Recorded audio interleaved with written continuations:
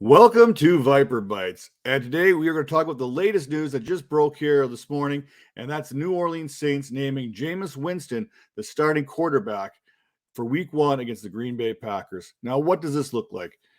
Jameis Winston last year started the season off as basically the third string quarterback. When Drew Brees went down with that punctured lung, broken ribs scenario, it was Taysom Hill who got the start there instead of Jameis Winston. Now, was Winston ready? We don't know. But with the COVID protocols and the COVID situation last year coming to camp, Taysom Hill had the better grasp of the playbook. He had plays designed for him. Sean Payton had talked about how good Taysom Hill is for this team, the things that he can do, the mismatches that he can create. Now, fast forward to 1 year, and it looks like Jameis Winston is going to be that guy to start the season. Now, let's take a look at some of the facts here. Jameis Winston is 27 years old. He's 4 years younger than Taysom Hill is right now. And then you look at his first 5 seasons with the Buccaneers. The record wasn't great. It was 28-42 as a starter. But in 2019, his final season in Tampa Bay, he led the league in interceptions with 30, but he also threw for 33 touchdowns, becoming the first player to throw for a 30-30 type season. But he also managed to throw for 5,000 yards and averaged a league high 319.3 yards per game.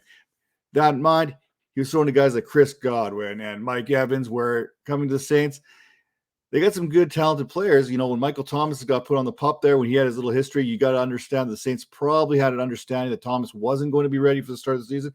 They're probably expecting him to miss a good chunk of the season, and they didn't really go out and acquire anyone other than Kevin White. Mind you, Kevin White is a first-round pick, but it's still Kevin White. Now, let's kind of take a look at some of the career numbers here for the one and only Jameis Winston. He's got over 1,500 completions, almost 20,000 yards passing, 61.4% on the completion percentage. And he does have 121 touchdowns as opposed to only 88 interceptions. Not the greatest numbers, but serviceable, especially when you consider what he does best. And that's push that ball down the field, kind of a run and gun type offense, a little bit of a gunslinger, a little bit of a throwback to the Brett Favre era. Now, on the other side, we understand that Taysom Hill, we want to believe that Taysom Hill is going to have a prominent role moving forward. He's going to have sub packages that are going to be created for him. He's going to have an opportunity to play that quarterback / stud running back. But here's the thing. Does Taysom Hill want that role? We have to take the human element into this whole factor. You have a quarterback who was 3-1 last year in Drew Brees' absence. You have a quarterback here who, even by Sean Payton's own coach speak, basically said, I think Taysom sees himself as a starting quarterback in this league, and we do too. This is going back a little ways when he was talking about this.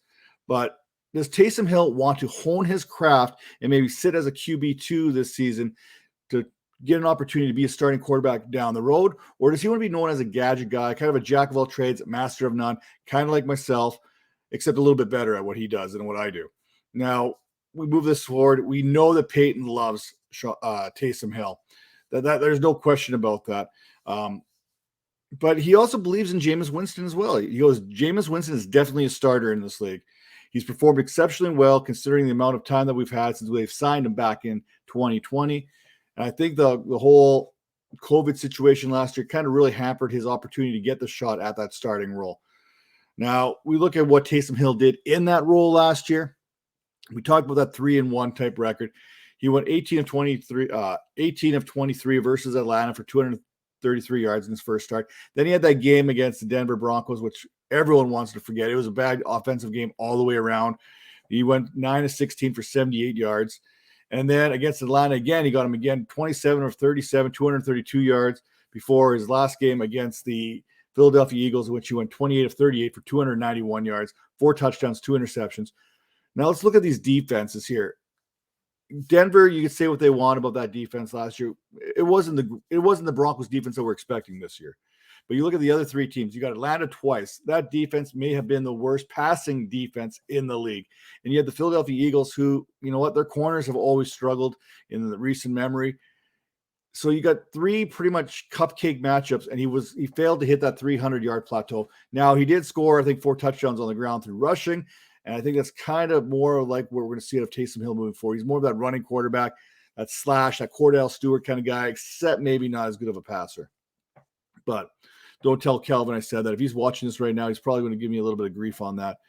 Now let's take a look at how did we get to this conclusion here with Winston as the starting quarterback going into this preseason. Taysom Hill got the first start. Jameis Winston got the second start against the Jaguars. I think that second game is what kind of determined where we're going forward here between these two quarterbacks. Preseason, they both threw for 219 yards. They both had their options there. Jameis Winston had 3 touchdowns. Taysom Hill had 2 touchdowns very evenly. Now, let's look at this last game here. Winston, he had a really good game, 9 of 10, 123 yards, 2 touchdowns, both to Marcus Callaway. We'll get a little bit more on him a little bit. And you look at what Taysom Hill was able to do, and it wasn't the same. He went 11 for 20. He had 138 yards. He did have a touchdown, but a lot of those balls that he was throwing were low. They're a little off target. Saints receivers did a good job corralling the ones that he did. He did throw a couple good passes, so I will give him that credit. But if you look at the two quarterbacks, it was clear that Jameis Winston was the better of the two in that last preseason game. And in fact, even the preseason, even though the passing yardage is the same, you take a little closer look. Winston was 72% completion percentage as opposed to Taysom Hill at his 59%. Now, another determining factor might be the Alvin Kamara in this whole thing. You look at what Kamara did last year with Taysom Hill under center. Those rushing totals were kind of capped. In those 4 games, 11 carries, 50 yards. 15 carries, 88 yards. 11 carries, 54 yards. 12 carries, 45 yards. And then even on the reception total, he only had 1 game where he had double-digit targets, and that was 10. And he didn't have any more than 7 receptions in any single game in that period of time which Taysom Hill took over. We know what Kamara does out of split with Michael Thomas. You look at those numbers too. He averages 3.86 targets per game, which works out to about 62 over the course of the season with Michael Thomas in the lineup. With Michael Thomas out of the lineup, that jumps up to 7 receptions per game. And you're looking at 112 throughout the season.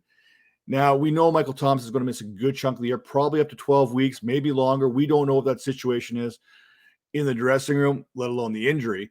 But if you're looking at a guy who's going to miss significant time, Kamara is the one who's going to be stepping up in the passing game.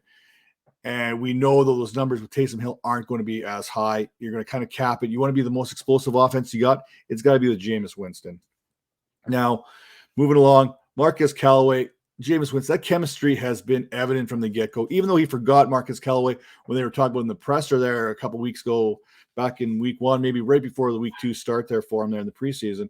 But it's evident right away. Those passes that Winston was picking Marcus Callaway over the shoulder, great touchdown receptions. We know there's a chemistry right there. We know Winston's going to want to push the ball. Once he locks in on a receiver and gets that confidence, he ain't afraid to throw that into the tight windows. And I think that's what you're going to see here with Callaway and Winston. Wide receiver 1 for the team right now until Michael Thomas gets back. I'm not even sure Michael Thomas will be coming back. So you got Marquez Callaway late in drafts. Congratulations. You got an absolute steal there. Now let's take a look at the other receivers that they have there with the Saints. You got Callaway, we mentioned.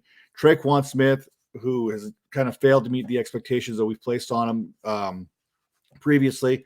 You got the special teamer there, Deontay Harris, Little Jordan Humphrey, Adam Troutman, Michael Thomas, who we mentioned was on the pop, Juwan Johnson. These are the guys that he's going to be throwing the ball to for a good portion of the season. And if we take a deeper look at those guys, we know that Winston loves a big receiver. He had that in Mike Evans. Well, you've got 2 of them here. We've got Little Jordan Humphrey here at 6'4", 225 pounds, and Juwan Johnson here at 6'4", 231 pounds. Sorry, I'm thinking yardage. I'm talking Jameis Winston here. 231 pounds. Not a big deal. But you got 2 guys at 6'4". You got Marcus Callaway there kind of stretching that field, making plays happen. I love what the Saints have the option to do in the red zone. You've got teams focusing so much of their attention on Alvin Kamara and what he can do. But now you got 2 big guys on the outside that can post you up in the end zone, as well as Adam Troutman, who avoided serious injury, throwing Marcus Callaway. This offense could be pretty good. This is a team that I think could definitely still be pushing for a playoff spot and even making a little bit of noise, because we know this defense here with New Orleans is pretty good as well. Now, prior to this announcement, Jameis Winston was kind of going off the boards in half-point PPR and PPR leagues in that 28 to 32 QB range. You can expect that number to rise up as we're hitting into this last draft weekend. A lot of teams are going to like Jameis Winston as a QB2 in Superflex. But you know what? He's probably on the waiver wire right now, so make sure you're checking that waiver wire, especially if you need that backup quarterback. He could be a great option moving forward. Now, with that all said, this is Viper Bytes. We broke down Jameis Winston. Hopefully we have some more player breakdowns as we continue on with the season. Until then, Take care. We'll see you next time.